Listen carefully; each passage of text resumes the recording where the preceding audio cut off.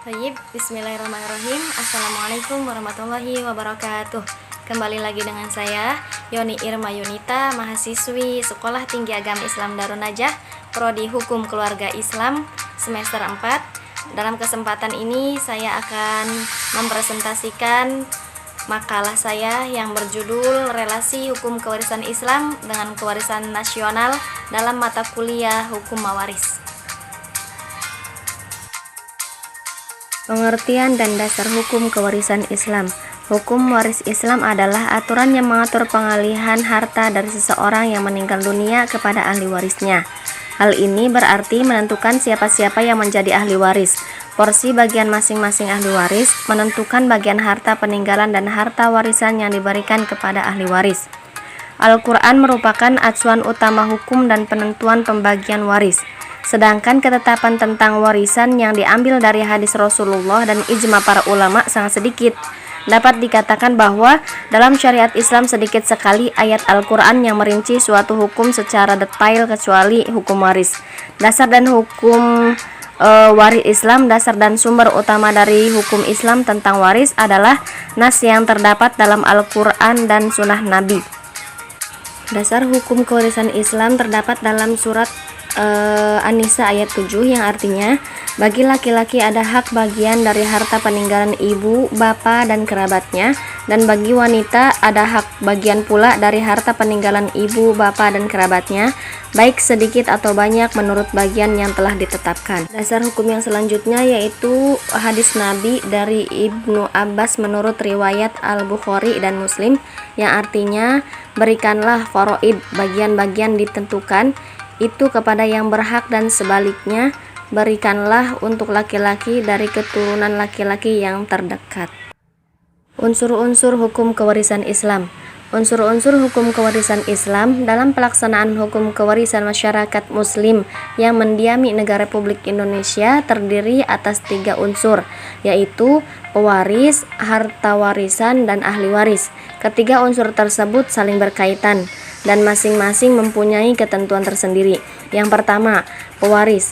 Pewaris adalah orang yang pada saat meninggalnya beragama Islam, meninggalkan harta warisan dan ahli waris yang masih hidup.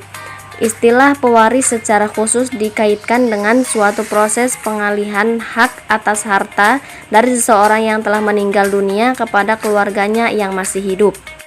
Yang kedua yaitu harta warisan atau harta peninggalan yang disebut juga dalam Al-Quran surat An-Nisa dengan istilah taroka atau harta yang akan ditinggalkan teralih kepada orang yang berhak menerimanya.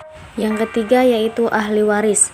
Ahli waris kerabat atau nasab terdiri atas yang pertama ada anak. Kedudukan anak sebagai ahli waris baik laki-laki maupun perempuan ditentukan bagiannya masing-masing dalam garis hukum Al-Quran surat An-Nisa ayat 11, yakni mengatur perolehan antara hak dan kewajiban seorang anak laki-laki dan seorang anak perempuan. Mengatur perolehan 2 anak perempuan atau lebih yaitu 2/3 dari harta warisan. Mengatur perolehan seorang anak perempuan yaitu 1/2 dari harta warisan. Yang B yaitu ayah dan ibu. Kedudukan orang tua sebagai ahli waris baik ibu maupun ayah telah ditentukan bagiannya masing-masing sebagai ahli waris dalam 3 garis hukum Al-Quran surat An-Nisa ayat 11. Selanjutnya penggolongan ahli waris. Yang pertama ada zul faraid atau biasa disebut juga sebagai ashabul furud atau zawil furud. Zawil furud ialah ahli waris yang telah mendapat bagian pasti yang bagian-bagian tersebut telah ditentukan dalam Al-Quran surat An-Nisa atau sebagaimana pula telah disebutkan dalam kompilasi hukum Islam. Dan yang kedua ada zul qorabat atau asobah. Zul qorabat ialah ahli waris yang mendapat bagian sisa atau tidak ditentukan. Dan yang ketiga itu ada mawali. Mawali adalah ahli waris pengganti yang menggantikan seseorang untuk memperoleh bagian warisan. Hukum kewarisan Islam dengan kewarisan nasional. Indonesia adalah negara multikultural. Berbagai aturan yang ada pun tidak dapat mengotak-kotakan kultur yang ada.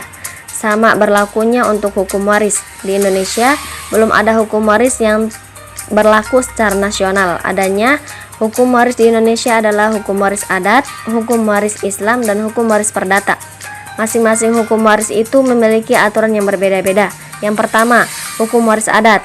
Indonesia merupakan negara kepulauan yang terdiri dari beragam suku bangsa, agama, dan adat istiadat yang berbeda satu dengan lainnya. Hal itu mempengaruhi hukum yang berlaku di tiap golongan masyarakat yang dikenal dengan sebutan hukum adat. Yang kedua, hukum waris Islam. Hukum waris Islam berlaku bagi masyarakat Indonesia yang beragama Islam atau diatur dalam pasal 171 sampai 214 Kompilasi Hukum Indonesia, yaitu materi hukum Islam yang ditulis dalam 229 pasal.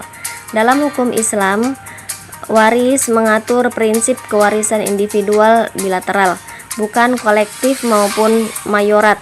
Dengan demikian, warisan bisa berasal dari pihak bapak atau ibu. Yang ketiga yaitu hukum waris perdata.